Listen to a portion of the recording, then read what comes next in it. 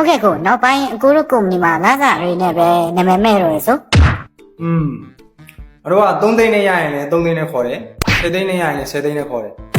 အလုပ်လုပ်တဲ့အခါမှာလည်းမထီရောက်တဲ့တဏှာမျိုးတွေမရှိတော့ဘူးပေါ့9သိန်း5သောင်း2900လာခဲ့လုံးတွေ့လားသူဆိုရင်လာစားအရင်တော့က10သိန်းရတယ်လာစားခွဲတာများတော့အဲ့လိုဖြစ်သွား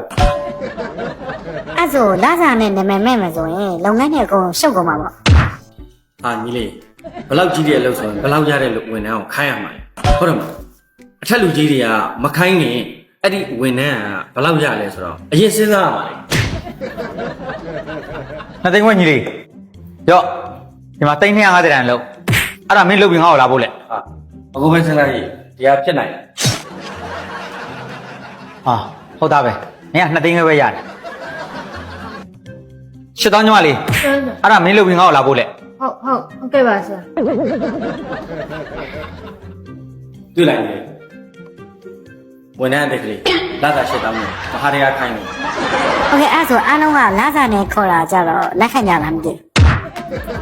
လက်ခံတာပေါ့2သိန်းခွင့်ညီလေးမင်းလှုပ်တာအုံးတော်ပါရဲ့လားဟာ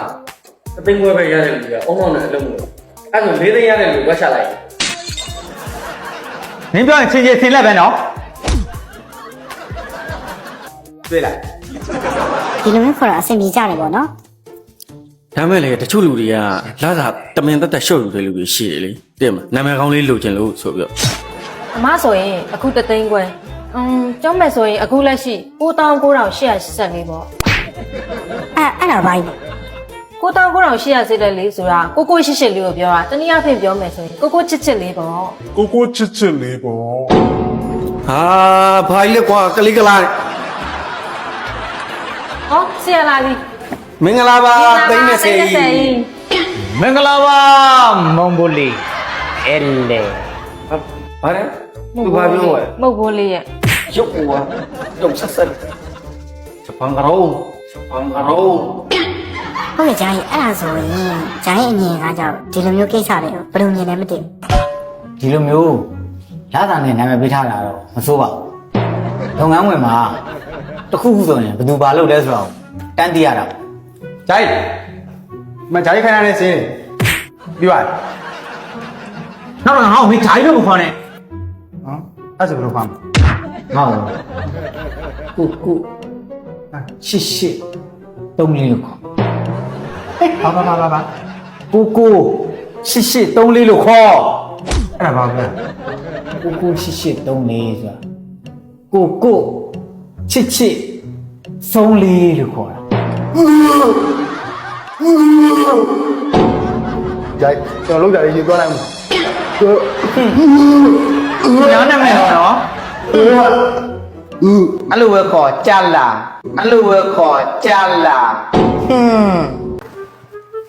ငါတန်းလို့တခါမသွားဘူးဟုတ်လားဝေးဒီမှာ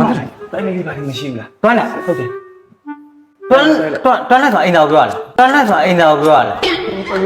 ဟာညီလေးအိမ်သားပြောပြမယ်အိမ်သားရှားတော့လွယ်လေးရဲ့ပြောပြမယ်အဲ့ကိစ္စလောလို့မရဘူးညီလေးအခုပြောပြမယ်လောလို့မရဘူးလောလို့မရဘူးဟိုတနေ့ကတော့မှလူကြီးတယောက်လမ်းလျှောက်တယ်လေလောပြီးတော့မင်းတို့ဖျက်တော့တိုက်လိုက်ဟောလေဝလွတ်ပြန်သွားတာလေဟိုနိုင်ငံခြားရောက်လေပေါ်မှာလွတ်အဲ့လိုပြောတာမလောနဲ့အားကြောင့်ကိစ္စအဲ့လိုလောလို့မရဘူးတော့သိချတော့ပြရကျွန်တော်တိုက်လိုက်တစ်ချက်တော့ကျွန်တော်ဆက်ခံကြီးအိမ်သာရှားတာလွယ်တယ်မင်းအဲ့လိုလွယ်တယ်ခဏနေငါပြောပြမယ်အခါတူဒီကောင်းလုံးငါဖြစ်တယ်အောင်ဟာအိမ်သာလိုက်ရှာပါအဲ့လိုပဲငါရှာရအောင်ဟာတွေ့အောင်တို့အိမ်သာတော့သိချတော့ပြရတယ်ဟိုသိချတော့ရှင်ဟာနဲ့ဒီကောင်းလုံးပဲကြာတော့သွားမယ်ပေါ့သွားဟိုအိမ်သာတော့မတက်ချင်တော့ဘူးအခန်းကြာနေဟာယူတူးရကြာဟာအဲ့ကိစ္စတိုင်းမမောင်တော့ဟောပြသွားသေးတယ်မင်းမသိဘူးလားမသိလိုက်ဘူးဟာကျော်ကြီးမဟုတ်ကျွန်တော်အင်တာမဟုတ်ဟာညီတော့သားပါနဲ့လောမရအိမ်သားရှားတာလွယ်တယ်နည်းနည်းငါ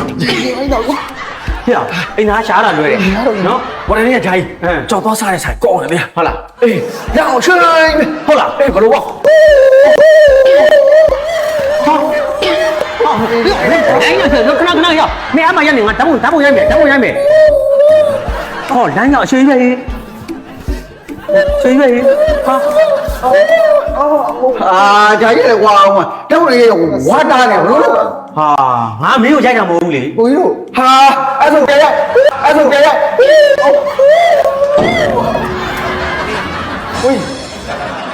တိုင်းမနေကျွန်တော်ပြောတာခဏခဏ ဟာအရှိကြီးကွာဟာရတို့ပြန် ဟာတိုင်းလိုက်တော့ဟာဒါဒီပုံလေးလည်းမဟုတ်ဘူးအေးအဲ့ဒါ လမ်းမင်းတို့မဟုတ်လေဟာလမ်းရဲ့ဒီရှေ့ပေါ့အရှေ့ကိုရကော့ရနည်းနေတယ်မလေး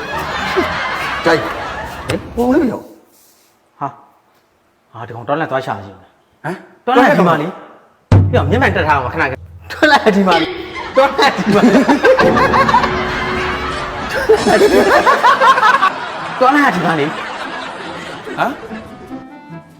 လာပါကွာ ဟုတ်ဆိုရှင်း ပြောဒီနေ့မှာပိတ်ဘူးဘူးလာထားတာနဲ့ အဲ့ဒါဘာမှပြဘူးလားဟာလို့လေ လာအမလေးနောက်ကြနေပြီ အော်ဟေ့အောင်မင်းလာသေးတယ်ဗောမင်းမျက်နှာငါမမြင်ဘူးထွက်သွားဟေ့နေရောကုမ္ပဏီတော့ပေးခဲ့ဟမ်9နာရီရုံးတက်တယ်အခုဘယ်နှစ်နာရီရှိနေပြီလဲ7နာရီတောင်ကျော်နေပြီ အာဆရာ ကုမ္ပဏီကိုမင်းအများအောင်မင်းနေတာ ဒါဆိုနေတာ ကုမ္ပဏီကိုမင်းအများအောင်မင်းနေတာလား အာ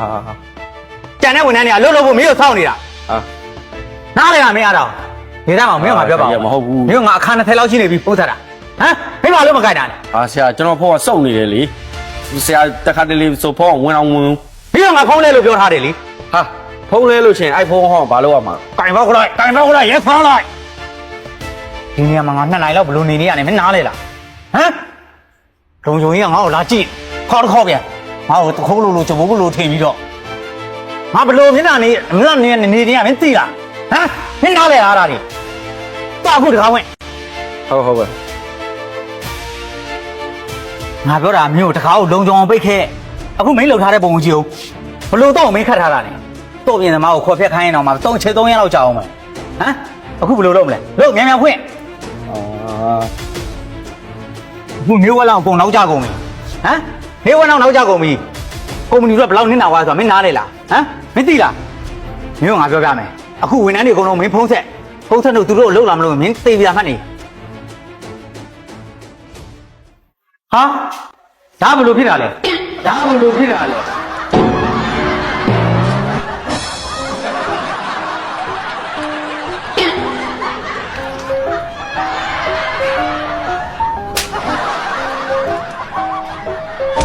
ကျော်ကြီး ဟမ် ကုမ္ပဏီရုံးကတော့မြင်မဲ့ယူထားလိုက်တော့မြင်မဲ့ယူထားလိုက်တော့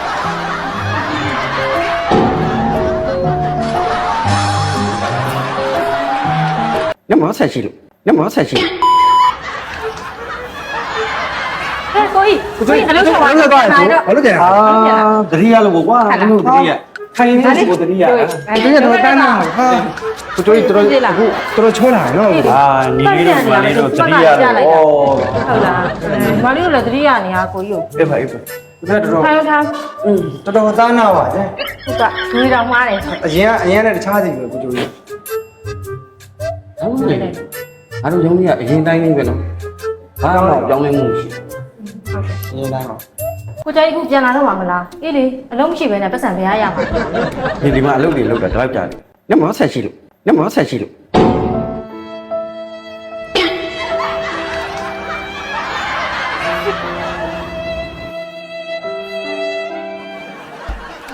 ကိုတော်ကြီးမဟုတ်ဘူးလေကိုကျော်ကြီးကကျွန်တော်တို့အလုပ်လုပ်တာအရေးချင်းကတိုးတက်လာ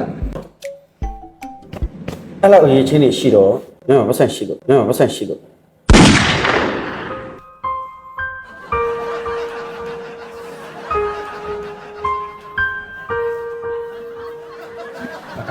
ဟမ် မောင်ဆန်ရှိတယ် မရှိဘူးလူမရှိဘူးလူငါပြောရှိလို့ ဟာလူစုံလားဟဲ့ဟာကောင်းလေးကျော်ကြီးမပြန်လာပြီပေါ့ဟမ်ငါပြောတယ်အလုပ်ရှာတာမလွယ်ဘူးမလားအခုပတ်သက်မရှိတော့လို့လို့ငါဒီပဲပြန်လာတာပဲမင်းကငါပြောပါတယ်အလုပ်မထွက်နဲ့ငါကုမ္ပဏီမှာအေးစစ်စစ်နေလို့ပြောတာ ခုတော့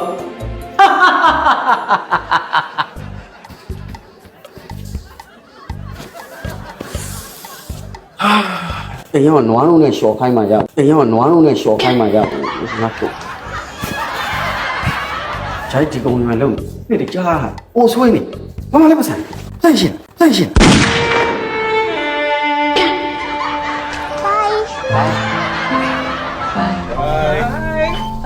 See ya. အော်အေးမေ့နေတာပုံမျိုးလမ်းကြုံလို့ဝင်လာတာ